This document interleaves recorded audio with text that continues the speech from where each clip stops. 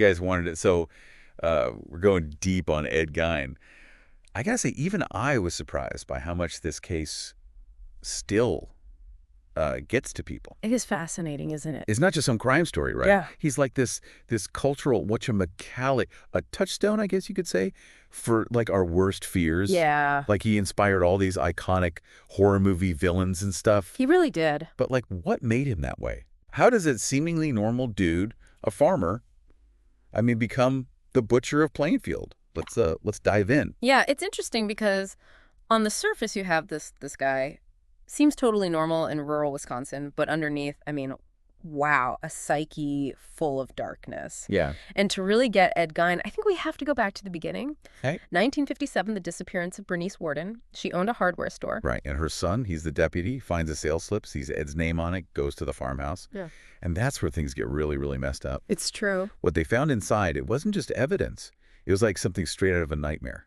Exactly. Furniture upholstered in human skin. Skulls, like decorations, bowls made from, well, you can probably guess. What gets me is the sheer amount of it. Yeah. And the different variety of these creations, this stuff. It's a compulsion that goes way beyond just killing. So it's like he wasn't just taking lives. Was he trying to possess them in some way? Yeah. Repurpose them for his own needs. Mm-hmm. And then there's the woman suit. He was trying to actually wear the skin of his victims. Yeah. Become his mother. That's the detail, the one that really gets to the heart of Gein's psyche, this intense, unhealthy fixation on his mother, Augusta. I think it's the key to understanding him, understanding what he did. So let's break that down. Okay. From what I read, Augusta was like very dominant, very religious, instilled in Ed this deep fear of women and the outside world. Yeah, she created this really isolated world. Yeah. Filled Ed's head with all this religious stuff and warnings about sin and, female sexuality. It sounds almost like brainwashing. His father was weak. Augusta always put him down. It was just a recipe for psychological disaster. And then there's Henry, his brother, dying. Officially, it was an accident, but people always thought there was more to it.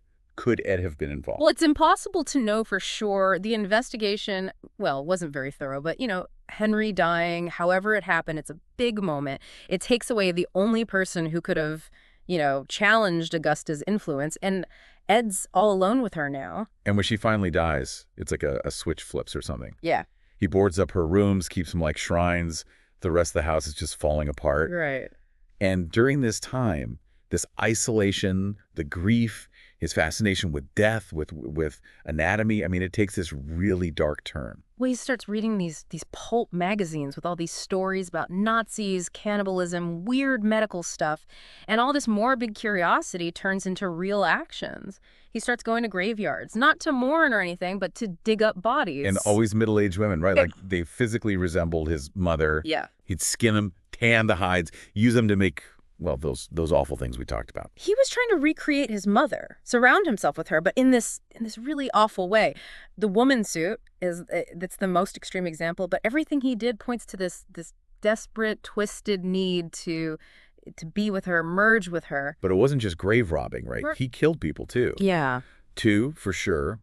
Mary Hogan, she owned a tavern, and Bernice Worden. Her disappearance is what led them to his house of horrors in the first place. Mm. And the way he killed them. Chilling doesn't even begin to describe it. Well, the forensic evidence is really disturbing. The way he treated the bodies, what he did to them, it's just not something you see in a regular crime. You see this fascination with anatomy, but also this ritualistic element. Bernice Worden, she was hung upside down, dressed out like a deer. What does that even mean? Like, Yeah. What was he trying to do with that? It's bizarre, but it also tells us a lot. Some experts think it shows he had this crazy belief that he could change himself somehow, maybe into some sort of hybrid creature, or even into his mother. Remember, he was reading about Nazi experiments, bizarre surgeries, tribal rituals. It's all in his head, fueling his delusions. And then there are all the other missing persons cases. Mm-hmm. The police thought he might be involved. Right. Georgia Weckler, that little girl who vanished on her way home from school. Evelyn Hartley, the babysitter who just disappeared. Victor Travis, the hunter who went missing near Gein's property. They showed him the list, didn't they? Yeah. Did he ever confess to any of them? No. He always said Mary Hogan and Bernice Gordon were his only victims. And despite the timing, the circumstantial stuff, the police could never connect him to any of those other cases. Not for sure. It's almost scarier to think he might have gotten away with more, that there might be more victims out there and we'll never know what happened to them. It's a chilling thought. It shows how limited forensic science was back then, but it also makes you wonder about Gein's mental state, what he understood, what he was capable of admitting to. Was he repressing memories, or was he just really good at manipulating people, playing games with the cops? So that brings us to the big question, the one that hangs over this whole case. Hmm. What was wrong with Ed Gein? Was he just evil? Or was it something else? He was diagnosed with schizophrenia. It's a really serious mental disorder. It affects your thinking, your feelings, your behavior. And in the first trial, he was found unfit to stand trial, too mentally ill to even understand what he was being accused of. But if he was that sick, how did he end up in front of a jury? And that's where this case gets really complicated. After 10 years in a mental hospital, they decided Gein was competent to stand trial. This was in 1968. He was found guilty of murdering Bernice Worden, but legally insane, so he went back to the hospital. The fact that his competency could change so much over time, it really makes you think. It really does make you wonder about what we consider normal and the line between that and true madness. Exactly. And Gein's case, maybe more than any other, forces us to deal with that gray area, that unsettling space where sanity and insanity meet.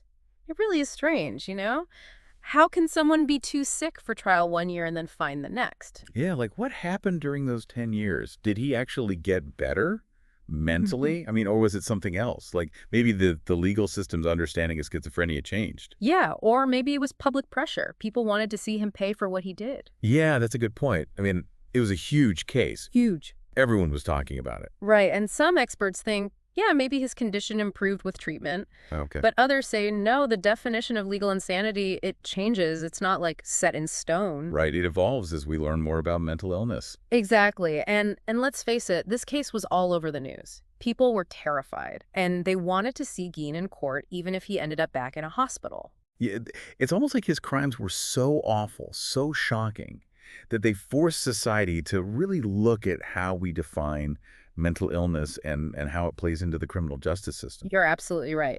And you can't talk about Gein without talking about his impact on pop culture. I mean, he became this, what's the word? Like a symbol of pure evil. Yeah, like Norman Bates in Psycho, Leatherface in Texas Chainsaw Massacre, Buffalo Bill in Silence of the Lambs. All those classic horror movie villains, they all have a little bit of Ed Gein in them, right? It's like he created this blueprint for horror movies, this way of exploring the darkest parts of the human mind, the farmhouse, the mother figure, the messed up stuff with human remains. It all came from somewhere. It's all straight out of Ed Gein's life. And in a way, he changed how we think about serial killers. I mean, before Gein, they were mostly in fiction. Yeah. He forced the police and the public to see that these people are real, they live among us, and they can be anyone. Yeah, like the quiet guy next door who keeps to himself, and no one suspects a thing until it's too late. Exactly. He embodies what some people call the banality of evil. The banality of evil, huh? What does that mean? It means that even seemingly ordinary people can do horrible things. Wow. Yeah, that's scary. It is. And Gein's case really brought that idea to the forefront. It's like he took away this feeling of safety, this idea that we can tell who the bad guys are.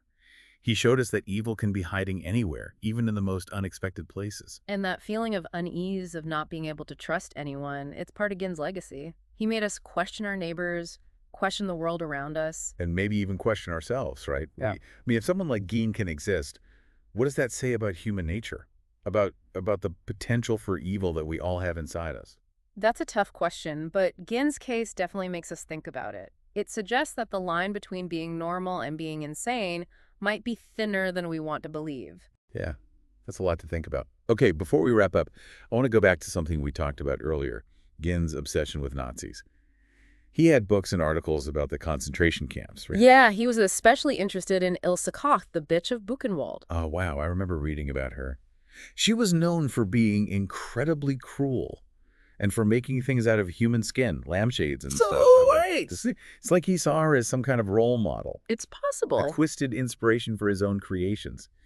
But was he just copying her? Or was there something more to it? Some psychologists think Gein saw a connection with Koch, someone who shared his obsession with death and the human body. Others think he was just drawn to the horror, to how shocking it all was. Maybe it was both. Like, the horror was definitely part of it, but maybe he also wanted to be like her, someone who was powerful and completely broke all the rules. Maybe. Remember, Gin's mother was very religious. She taught him all about sin and hell. Yeah. So maybe he saw the Nazis as the ultimate evil. Wow. Yeah, that makes sense. And maybe he wanted to be part of that evil, to have that power over life and death. And his woman suit takes on a whole new meaning when you think about it that way. Definitely. It wasn't just about becoming his mother. It was about becoming this symbol of evil. It's really chilling. It is. And it shows that we're still trying to understand Gein. There are still so many questions about what influenced him. Speaking of trying to understand, what happened to his house after they arrested him? Did they try to auction it off? Yeah, but it burned down before they could. Wait, what? How? It was a fire. Most people think the locals did it. Couldn't bear to have that house still standing. Yeah, arson. No one was ever charged, but the timing's pretty suspicious. It's like they were trying to erase what happened there, cleanse the town of that evil. But you can't just erase the past that easily. People still remember what happened, the horror of Gein's actions. It's part of that town's history, and in a way, it's part of all of us. And that brings us to why people are still so fascinated by Ed Gein. We're talking about him now decades later. There are books, movies, documentaries all about him.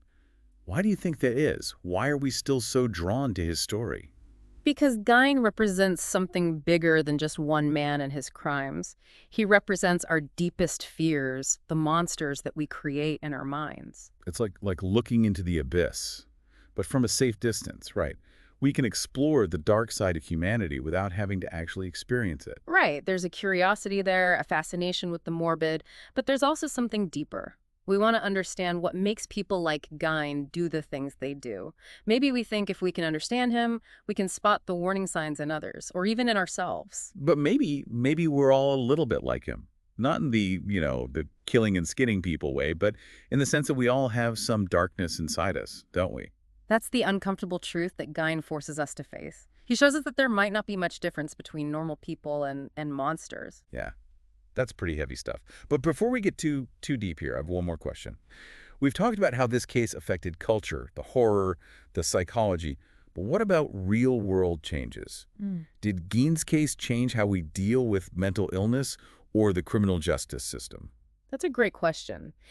Gein's case started important discussions about what legal insanity really means, whether society is responsible for helping people with serious mental illness, and how mental illness, crime, and our fascination with violence all connect. So maybe we need another deep dive just on that. Yeah. Ed Gein, the aftermath. But for now, I think we've given everyone a lot to think about. Are we ready to wrap things up? I think we've definitely gone pretty deep on this one, but you're right. This case, it's like the consequences just keep going. It really was. Like throwing a rock in a pond, you see the splash, but then there are all these ripples spreading out. Exactly. So let's follow some of those ripples. Mental health, that's a big one. Yeah. Did Gein's case change how we see mental illness, how we diagnose it, how we treat it? Oh, it definitely had an effect. Don't forget, this was the 1950s. Back then, mental illness, people didn't talk about it. Yeah, there was a lot of shame around it. A lot of misunderstanding. Treatments, they weren't very good. Gein, as horrible as his crimes were, they forced people to really see how serious mental illness could be. He kind of pulled back the curtain on this taboo subject, showed everyone the problems that were being ignored. That's a good way to put it.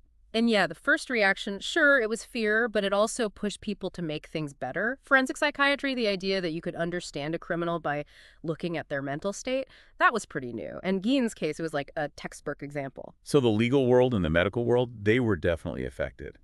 But didn't Gein's case have a broader impact, culturally? Yeah. Especially in small towns, rural areas? Absolutely. He busted this myth that bad things only happen in cities. The big bad city, right? Right. Suddenly the monster in the closet, it wasn't just a story. It could be your neighbor, the guy who lives down the street. And that had to be terrifying for people, especially back then when everyone knew everyone else. It created this sense of paranoia. People didn't trust each other as much. You'd look at someone and wonder, what are they hiding? It's like he made small-town life a little less innocent, a little more suspicious. And in a way, that feeling, that awareness that bad things can happen anywhere, it's still with us today. We understand more about how complicated people are. We know that you can't always judge a book by its cover. It's almost like Gein taught us, accidentally, that we need to be careful, not take things for granted, not trust people blindly. That's an interesting way of looking at it. It brings up a bigger question. How do we deal with knowing that evil exists? How do we handle the fact that some people are capable of terrible things? Do we try to understand them, to figure out why they did what they did so we can stop it from happening again? Or do we just lock them up and keep them away from everyone else? Those are the hard questions that Gein's case keeps asking. There isn't a simple answer. It's about finding a balance. We want to be safe, but we also need to understand human nature. And it makes you think about, is it the person or is it society? Was Gein completely responsible for his actions, or did the way he grew up, the world he lived in, contribute to what he became? That's another piece of the puzzle. It's like untangling a knot. You got to look at all the different threads to see the bigger picture. So where does that leave us? What's the takeaway for our listeners? The most important thing to remember is that Gein's story, it's not just about some creepy crimes. It's a reflection of our own fears, our own struggles with good and evil. It makes us face this uncomfortable truth. Darkness exists, not just in the world, but inside each of us. And that the line between us and the monsters is, well, maybe it's not as clear as we'd like to think. Exactly. It's not a happy thought, but it's an important one. We need to acknowledge the darkness to appreciate the light. Well put. I think that's a good note to end on for this deep dive. Thanks for breaking it all down with me. This has been, well, enlightening is one word for it. You're welcome. It's always interesting to look at the darker side of history, to try to understand what makes us who we are as individuals and as a society. And to our listeners, thanks for coming along with us on this journey into the mind of Ed Gein. It's been a dark and twisty road, but hopefully you've learned something along the way. Until next time, stay curious, stay informed, and, well, maybe sleep with the lights on for a while, just in case.